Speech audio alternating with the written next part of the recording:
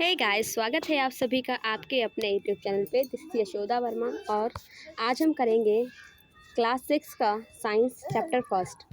हमने इससे पहले की वीडियो पार्ट 1 में कवर कर रखी है। आज हम पेज नंबर 7 से शुरू करेंगे, जिसके बारे में हम जानेंगे उर्वरक एवं खाद में अंतर। ठीक है, तो उर्वरक एक मानव निर्मित लवण है। उर्वरक जो है मानव के द्वारा बनाया जाता है। वही खाद एक प्राकृतिक पदार्थ है जो गोबर एवं पौधों के अवशेष के विघटन से प्राप्त होते हैं। ठीक है, उर्वरक का उत्पादन मानव करता है और ये प्राकृतिक है। उर्वरक का उत्पादन फैक्ट्री के द्वारा होता है, फैक्ट्रियों में होता है, लेकिन ये खेतों में बनाई जाती है खाद्य। उर्वरक से मिट्टी को ह्यूमस की प्राप्ति नहीं होती है, लेकिन खाद से प्रचुर मात्रा में ह्यूमस की प्राप्ति होती है। उर्वरक में पादप पोषक जैसे कि नाइट्रोजन, फास्फोरस और पोटेशियम प्रचुर मात्रा में होती है, लेकिन खाद में पादप पोषक तुलनात्मक रूप से कम होते हैं। ठीक, यहाँ हमने उर्वरक और खाद के में जो डिफरेंस है उसके बारे में हमने पढ़ा। तो क्या पढ़ा? उर्वरक मानव निर्मित है और खाद प्राकृतिक है। उर्वरक का उत्पादन फैक्ट्री में होता है, वही खादों को खेतों में बनाया जा सकता है। उर्वरक से मिट्टी को ह्यूमस की प्राप्ति नहीं होती है, लेकिन खाद से मिट्टी में ह्यूमस की प्रचुर मात्रा प्राप्त होती है। उर्वरक से हमें पादपों को नाइट्रोजन, फास्फोरस और पोटेशियम मिलता है, लेकिन खाद से इसकी तुलना में कम मिलता है। ठीक, चलिए नेक्स्ट स्लाइड पे चलते हैं। इसमें दिखा रखा है कि सिंचाई के पारंपरिक तरीके क्या थे। कुओं, झीलों एवं नहरों में उपलब्ध जल को निकालकर खेतों तक पहुंचाने के तरीके विभिन्न क्षेत्रों में भिन्न भिन्न थे। मवेशी अथवा मजदूर इन विधियों में इस्तेमाल किए जाते थे पानी को निकालने के लिए। अतः ये सस्ते परंतु कम दक्ष थे। सस्ते थे, लेकिन इससे कम काम किया जाता था। बड़ी मात्रा पे हम इससे पानी नहीं निकाल सकते थे। क्यों? क्योंकि एक समय के बाद मनुष्य और जो पशु होते हैं वो थक जाते हैं। ठीक, तो पहले के तरीके में जो भी थे सिंचाई करने के तरीके, वो था पहला मोट घिरनी, सेकंड चेन पंप, तीसरा ढेकली, चौथा रहट। ठीक, इसको हम चित्र की सहायता से समझने की कोशिश करते हैं।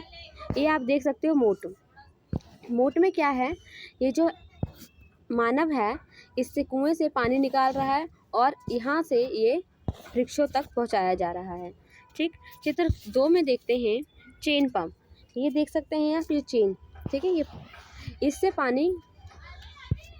पानी धीरे धीरे खींचा जाता है मशीन की सहायता से और यहाँ से ये धीरे धीरे पूरे खेतों में पहुँच जाता है। थर्ड है हमारा ढेकली। ढेकली भी कुओं से पानी निकालने का एक तरीका है जो पुराने समय में यूज़ होता था, और ये आप देख सकते हो किस तरह से पूरे खेतों में पानी को पहुँचाया जा रहा है। ठीक, फोर्थ है हमारा ये रहट। रहट में क्या होता है कि ये है हमारा पानी निकालने का। ठीक, और यहाँ आप देख सकते हैं कि जो बैल है ये चारों साइड ऐसे ऐसे घूमती है, जैसे कि तुमने देखा होगा मूवी में कि अमिताभ बच्चन एक मूवी में वो आटा पीसता है या तेल भी ऐसे निकलता है, तो उसी तरह से ये पानी निकालने का प्रक्रिया है। ये बैल ऐसे ऐसे घूमेगा, उसी तरीके से ये चक्री इस तरह से घूमेगी। अब क्या होगा, ये नीचे जाएगा, ये पानी भरता हुआ बाल्टी में ऊपर आएगा और इस तरह से खेतों की सिंचाई होएगी। ठीक, सो जल के ऊपर खींचने के लिए सामान्यतः पंप का उपयोग किया जाता है। पंप चलाने के लिए डीजल, बायोगैस, विद्युत और सौर ऊर्जा का उपयोग किया जाता है। वो सब तो थी हमारी जो है सिंचाई की पारंपरिक विधियाँ जो पुराने समय में यूज़ होते थे, लेकिन आजकल आधुनिक विधियों का प्रयोग किया जाता है। तो उसमें से एक है हमारा छिड़काव तंत्र। छिड़काव तंत्र में क्या होता है कि कुएं में मोटर लगी हुई होती है और जितने भी प्लांट्स होते हैं वहाँ पर कुछ इस तरह से देखो, आप देख सकते हैं पाइप लगा होता है और यहाँ से चारों साइड फुहारे आपको नज़र आ रहे होंगे। तो जहाँ जहाँ पानी की ज़रूरत होती है ये फुहारे चला दिए जाते हैं। तो इससे क्या होता है कि पानी की वेस्टेज कम होती है और पौधों को प्रचुर मात्रा में पानी आसानी से मिल जाता है। ठीक, सिंचाई की आधुनिक विधियों के बारे में हम जानते हैं। यही पहला है छिड़काव तंत्र। छिड़काव तंत्र है, इस विधि का उपयोग असमतल भूमि के लिए किया जाता है जहाँ पर जल कम मात्रा में उपलब्ध है। ऊर्ध्व पाइपों नली के ऊपर सिरों पर घूमने वाला नोजल लगे होते हैं, जैसा कि आप ये देख सकते हैं, है ना। यह पाइप निश्चित दूरी पर मुख्य पाइप से जुड़े होते हैं। जब पंप की सहायता से जल मुख्य पाइप में भेजा जाता है तो वह घूमते हुए नोजल से बाहर आ जाते हैं। जैसा कि आपको चित्र में दिखाया जा रहा होगा कि ये मेन पाइप से ये सारे जुड़े रहते हैं, ठीक है। और जैसे ही यहाँ से पानी को प्रोवाइड किया जाता है तो ये हर जगह से घूमते हुए चारों साइड पानी फैला देते हैं, ठीक। तो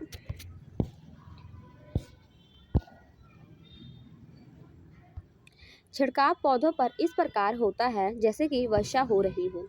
छिड़काव लॉन, कॉफ़ी की खेतों एवं कई अन्य फसलों के लिए अत्यंत उपयोगी है। चित्र 5.1 हमने दिखा दिया है। अब सेकंड है हमारा आधुनिक में ड्रिप तंत्र। ये भी उसी तरीके का है, लेकिन इसमें क्या होता है कि पाइप से, कुएं से पानी निकल तो रहा है मोटर की सहायता से, लेकिन इसमें क्या है, पाइप है लेकिन ये ऊपर जैसे कि ये पाइप नोज़ल लगे हुए थे, वो नोज़ल नहीं लगे हुए हैं। इसमें क्या है, जहाँ जहाँ पौधा है वहीं वहीं ये बूंद बूंद पानी गिरता है। और बूंद बूंद पानी जब गिरता है इसकी सहायता से, तो ये पौधों जो है मतलब कि अवशोषित कर लेते हैं। पौधे अपने लिए जितना भी उन्हें पानी की नीड है वो अपना ले लेते हैं। तो चलिए इसको हम रीड कर लेते हैं।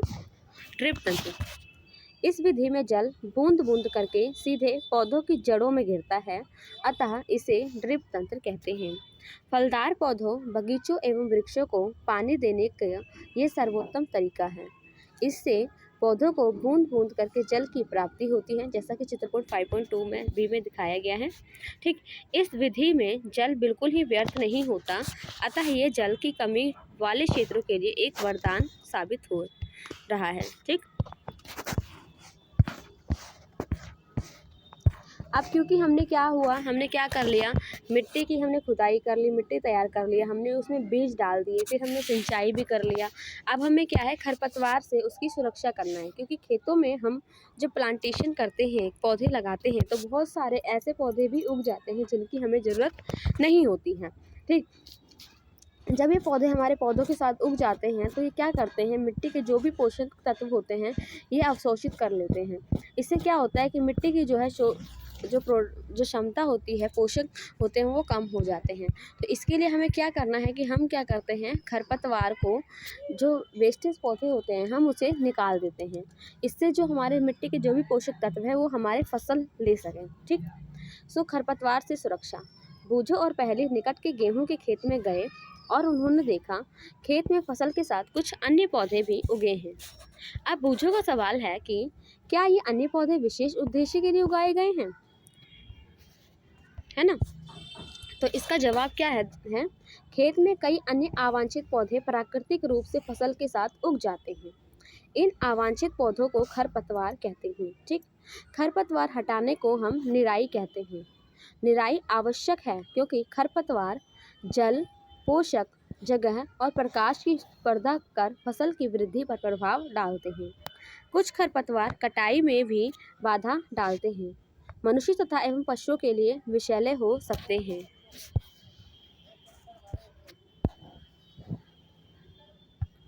खरपतवार को हटाने एवं उसकी वृद्धि को नियंत्रण करने के लिए किसान विभिन्न तरीके अपनाता है। फसल उगाने से पहले खेत जोतने से खरपतवार उखाड़ने एवं हटाने में सहायता मिलती है।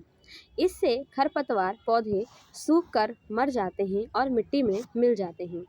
खरपतवार हटाने का सर्वोत्तम समय है उसमें पुष्पन एवं बीज बनने से पहले उसको हटाना, क्योंकि अगर बीज बन गया, पुष्प हो गया, तो क्या होगा, वो और पौधे को उगाएंगे, और जब वो बीज बन जाते हैं तो और पौधे, मतलब बीज नए पौधे को उगाने के लिए फिर अगेन तैयार हो जाते हैं, और जिससे कि हमारे मिट्टी के पोषक तत्व कम होने के डर रहते हैं। सो खरपतवार को बीज उगने और फूल होने से पहले ही उखाड़ के हटा दिया जाता है, ठीक। खरपतवार पौधों को हाथ से जड़ के सहित उखाड़ा जाता है। क्यों? अगर जड़ नहीं हटेगा तो जड़ दोबारा पौधे के रूप में कायम हो जाएगा। भूमि के निकट से काट कर समय समय पर हटा दिया जाता है। यह कार्य खुरपी या हैरो की सहायता से किया जाता है। रसायनों के उपयोग से भी खरपतवार नियंत्रण किया जाता है, जिन्हें खरपतवार नाशी कहते हैं, जैसे 2,4-D। खेतों में इनका छिड़काव किया जाता है जिससे खरपतवार पौधे मर जाते हैं, परंतु फसल को कोई हानि नहीं होती है। खरपतवार नाशी को जल में आवश्यकता अनुसार मिलाकर स्प्रेयर फुहारा की सहायता से खेत में छिड़काव करते हैं, जैसा कि चित्र 1.6 में दिखाया गया है। ये देखो, खरपतवार हटाने के लिए जो है दवाइयों के छिड़काव हो रहे हैं, ठीक। क्या खरपतवार नाशी का प्रभाव इसको छिड़कने वाले व्यक्ति पर भी पड़ता है? बूझों का एक सवाल है कि क्या जो खरपतवार नाशी दवाई जो मिला रहा है उसका प्रभाव पौधों के साथ क्या मनुष्य पे भी पड़ता है, जो छिड़काव कर रहा है उसके ऊपर भी पड़ता है? तो जानते हैं। जैसा कि पहले बताया गया है कि खरपतवार की वृद्धि के समय तथा उसके पुष्पन एवं बीज बनने से पहले ही खरपतवार नाशी का छिड़काव करते हैं। खरपतवार नाशी के छिड़काव से किसानों के स्वास्थ्य पर भी प्रभाव पड़ सकता है, अतः उन्हें इन रसायनों का प्रयोग सावधानी पूर्वक करना चाहिए। छिड़काव करते समय उन्हें अपना मुंह एवं नाक को कपड़े से ढक लेना चाहिए, जैसा कि चित्र में दिखाया गया है, आप देख सकते हैं, है ना। अब हमने खरपतवार भी हटा लिया, अब फसल हमारा पक गया है, तो अब हमारा क्या काम बचा है लास्ट में, कटाई। सो अब हम कटाई करते हैं। फसल की कटाई का एक महत्वपूर्ण कार्य है कि फसल पक जाने के बाद उसे काटना कटाई कहलाता है। कटाई के दौरान या तो पौधों को खींचकर उखाड़ लेते हैं अथवा उसे धरातल के पास से काट कर हटा लेते हैं। या तो हम जड़ के साथ उखाड़ लें या तो हम उसे काट लें। एक अनाज फसल को पकने में लगभग 3 से 4 महीने का समय लगता है। हमारे देश में दराती की सहायता से हाथ के द्वारा कटाई की जाती है। ये हमारा दराती है, ठीक है। हमारे भारत में दराती की सहायता से कटाई की जाती है, लेकिन आजकल हम मशीनों का भी प्रयोग कर रहे हैं अथवा एक मशीन का उपयोग किया जाता है जिसे हार्वेस्टर कहते हैं। काटी गई फसल से बीज दानों को भूसे से अलग करना होता है, इसे थ्रेशिंग कहते हैं, या ये कार्य हम कंबाइन मशीन के द्वारा भी करते हैं। यहाँ पे आपको कंबाइन मशीन दिखाया गया है, यहाँ देख सकते हैं। इसमें क्या होता है कि फसल कट भी रहा है, साथ साथ इसमें से दाने भी अलग हो रहे हैं, ठीक है। यहाँ से एक फसल कट रहा है इसकी सहायता से, और यहाँ से ये मशीन से यहाँ से दाने भी अलग हो रहे हैं, इसे कंबाइन मशीन कहते हैं, ठीक। इसमें जो है हार्वेस्टर मतलब काटने वाली मशीन और थ्रेशर मतलब कि साफ करने वाली मशीन एक साथ होती है। अब छोटे खेत वाले किसान अनाज के दानों को फटक विधि के द्वारा अलग करते हैं, ठीक है। अब यहाँ पर कटाई के बाद कभी कभी तने के टुकड़े खेत में ही रह जाते हैं, जिन्हें किसान जला देते हैं। पहेली इन टुकड़ों के खेत में जलाने के कारण चिंतित है। वह जानती है कि इससे प्रदूषण होता है, इससे खेत में पड़ी फसल में आग लगने का भी खतरा है, ठीक। अब कर या विनोइंग क्या होता है इसके बारे में देखते हैं। यहाँ आप देख सकते हैं, ये है, यहाँ पे क्या है, ये इसमें अनाज डाला जाता है और यहाँ से क्या होता है, जो साबुत बीज होते हैं वो अनाज के दाने यहाँ रुक जाते हैं और भूसे जो है उड़ जाते हैं, ठीक है। इससे अनाज की सफाई होती है। सो इसमें आप देख सकते हैं जो हमने 6th क्लास में पढ़ा था,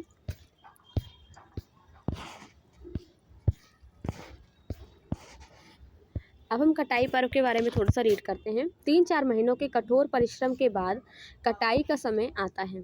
स्वर्णिम दानों से भरी खड़ी फसल किसानों के हृदय में उल्लास और अच्छे समय का भाव संचारित करती है। ये समय थोड़ा आराम करने एवं खुशी मनाने का है, क्योंकि पिछली ऋतु के पर्यटन का फल मिलता है। इसलिए भारत के सभी भागों में कटाई का समय हर्षोल्लास मतलब खुशी का होता है। पुरुष एवं महिलाएं सभी मिलकर इस पर्व को मनाते हैं। कटाई ऋतु के साथ कुछ विशेष पर्व जैसे कि पोंगल, वैशाखी, होली, दीपावली, नवान्या एवं बिहू जैसे पर्व जुड़े हुए हैं। अब हमारा सारा काम हो गया, अब हमारा काम बचा है भंडारण का। तो हमने जब कटाई भी कर लिया तो अब हम इसको भंडारण करते हैं। सो उत्पाद इसमें क्या होता है भंडारण में कि हमें इस अनाज में नीम की पत्तियाँ या दवाई या फिर मिर्च या माचिस की तीली को जो है रख के इसको रख देते हैं, ताकि इसमें कीड़े मकोड़े से बचाव किया जा सके अनाज में। और या तो और इसको साथ में हम बिल्कुल अच्छी तरीके से सुखा के रखने का प्रयत्न करते हैं, क्योंकि अगर ज़रा सा भी पानी का लसांग रहा तो ये पूरा अनाज खराब होने का डर रहता है। तो चलिए हम रीड कर लेते हैं। भंडारण उत्पाद का भंडारण एक महत्वपूर्ण कार्य है। यदि फसल के दानों को अधिक समय तक रखना हो तो उन्हें नमी, कीट, चूहों, सूक्ष्म जीवों से सुरक्षित रखना पड़ता है। मतलब कि पानी से, कीट से चूहे भी खा लेते हैं और जो छोटे छोटे फंगस वगैरह होते हैं उनसे हमें बचा के रखना होता है। ताज़ा फसल में नमी की मात्रा अधिक होती है। यदि फसल के दानों बीजों को सुखाए बिना भंडारित किया गया तो उनके खराब होने अथवा जीवों के द्वारा आक्रमण से वे अंकुरण के लिए अनुपयोगी हो जाते हैं। अतः भंडारण से पहले दानों या बीजों को धूप में सुखाना आवश्यक है, जिससे उनकी नमी में कमी आ जाए। इससे उनकी कीड़ पीड़कों, जीवाणु एवं कवक से सुरक्षा हो जाती है। किसान अपनी फसल उत्पाद का भंडारण जूट के बोरों, धातु के बड़े पात्र से करते हैं, परंतु बीजों का बड़े पैमाने पर भंडारण साइलो और भंडारण गृहों में किया जाता है, जिससे उनको ये आप देख सकते हो अनाज का भंडारण करने के लिए यहाँ साइलो का प्रयोग हो रहा है। ये है हमारा साइलो, जिसमें जो है अच्छे से अनाज को सुखा करके रखा जाता है दवाई वगैरह डाल के, जिससे कि कीड़े नहीं लगते हैं और अनाज को लंबे समय तक बचाया जा सकता है। यह देख सकते हो भंडार गृह में क्या होता है, बोरों में अनाज को भर करके और साथ में कीटनाशक दवाइयाँ डाल करके इसे रखा जाता है और नमी से बचा करके। ठीक है, यहाँ एक सारणी दे रखी है कि वो लिखना है दूध, कुछ जैसे कि गाय भैंस बकरी जो किस किस चीज़ से हमें जो है वो खाद्य पदार्थ प्राप्त होता है। जैसे कि दूध हमें गाय भैंस बकरी ऊँट से प्राप्त होता है। मान लो मांस हमें कहाँ से प्राप्त होता है, मांस हमें मुर्गे बकरी वगैरह से प्राप्त होते हैं, ऊँट। फिर हमें जो है ऊन कहाँ से प्राप्त होते हैं उसके बारे में लिखना है। दूध का हो गया, दही हो गया, ये सब हमें कहाँ कहाँ से प्राप्त होते हैं उसके बारे में हमें लिखने हैं। ठीक है, चलिए नेक्स्ट क्या है। इस सारणी की पूर्ति करने के पश्चात आपने देखा होगा कि पौधों की तरह जंतु भी हमें विभिन्न प्रकार के खाद्य पदार्थ प्रदान करते हैं। समुद्र के तटीय क्षेत्रों में रहने वाले लोग मछली का मुख्य आहार के रूप में प्रयोग करते हैं। पिछली कक्षा में पौधों से प्राप्त होने वाले खाद्य पदार्थों के विषय में आप पढ़ चुके हैं। हमने अभी सीखा है कि फसल उत्पादन के विभिन्न चरण हैं, जैसे कि बीजों का चयन करना, फिर उसको बुआई करना। इसी प्रकार घरों में अथवा फार्म पर पालने वाले पालतू पशुओं को उचित भोजन, आवास और देखभाल की आवश्यकता होती है। जब भी बड़े पैमाने पर हम पशुओं को पालते हैं तो उसे हम पशुपालन कहते हैं। अब यहाँ पहेली जो है के दिमाग में कुछ क्वेश्चंस हैं या कुछ उलझन है, उसके बारे में बता रही है कि मछली स्वास्थ्य के लिए अच्छा आहार है। हमें मछली से कॉड लिवर तेल मिलता है, जिसमें विटामिन डी अधिक मात्रा में पाया जाता है। यहाँ पे दे रखा है कुछ हम नए शब्द पढ़े हैं, उसके बारे में देखें। कृषि की पद्धतियों के बारे में हमने जाना, पशुपालन जाना, फसल किसे कहते हैं, उर्वरक क्या होती हैं, भंडार गृह, कटाई, सिंचाई, खरीफ, खाद, हल, रबी, बीज, साइलो, बुआई, भंडारण, थ्रेशिंग, खरपतवार नाशी और फटकना शब्द हमने इस चैप्टर में पढ़ा है। तो चलते हैं, आपने क्या सीखा इसके बारे में हम जानते हैं कि हमने इस चैप्टर में क्या पढ़ा है। तो चलिए शुरू करते हैं।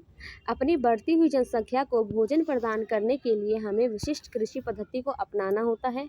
एक तो हमारा ये है कि हमारी जनसंख्या जिस हिसाब से बढ़ रही है उस हिसाब से खाद्य को प्राप्त करवाने के लिए हमें उस हिसाब से जो है नए नए तरीके से कृषि करने की आवश्यकता पड़ती है। सेकेंड है हमारा किसी स्थान पर उगाए जाने वाले एक ही प्रकार के फसल को, एक ही प्रकार के पौधों को फसल कहते हैं। थर्ड है हमारा भारत में फसलों को ऋतु के आधार पर हम दो वर्ग में बांटते हैं, एक रबी और एक खरीफ। फोर्थ है हमारा जुताई करके मिट्टी तैयार करना और उसे समतल करना आवश्यक है। इस कार्य के लिए हल अथवा पाटल का उपयोग किया जाता है। फिफ्थ है हमारा बीजों को उचित गहराई पर बोना अथवा उनके बीच उचित दूरी को बनाए रखना अच्छी उपज के लिए आवश्यक है। बीजों की अच्छी किस्म का चयन करके स्वस्थ बीजों को बोया जाता है। सीड ड्रिल की सहायता से बुआई की जाती है। ठीक है, अब हमने क्या सीखा। मिट्टी में पोषक की समृद्धि के और पुनः पूर्ति की आवश्यकता होती है, जिसे कार्बनिक खाद्य अथवा उर्वरक के उपयोग से किया जाता है। फसलों की नई किस्म के आने से रासायनिक उर्वरक के उपयोग में वृद्धि हुई है, क्योंकि हमें उसी मात्रा में पोषक तत्वों की आवश्यकता पड़ती है, जो कि नए उर्वरकों में हमें वो अच्छे से मिल जाता है ज़्यादा मात्रा में। उचित समय एवं अंतराल पर फसल को जल देना हमारा जो है सिंचाई कहलाता है। ठीक है, निराई में अवांछित एवं बिना उगाए पौधों को हटाया जाता है, जिन्हें खरपतवार कहते हैं। कटाई का अर्थ है पकी हुई फसल को हाथों या मशीन की सहायता से काटना। दानों को भूसे से अलग करना हमारा थ्रेशिंग कहलाता है। बीजों को पीड़कों एवं सूक्ष्म जीवों से संरक्षित करने के लिए उचित भंडारण की हमें आवश्यकता पड़ती है। साइलो में जैसे हम भंडारण करते हैं या फिर बोरों में भर के गोदामों में भंडारण करते हैं। पशुओं को जो हम पालकर भी खाद्य को प्राप्त करते हैं, इसे हम पशुपालन कहते हैं। तो इसी के साथ हमारी ये वीडियो ख़त्म होती है, यही चैप्टर हमारा यहीं पे ख़त्म होता है। सो मिलते हैं नेक्स्ट चैप्टर में, नए वीडियो में, नए चैप्टर के साथ। Till then have a nice day. Thank you.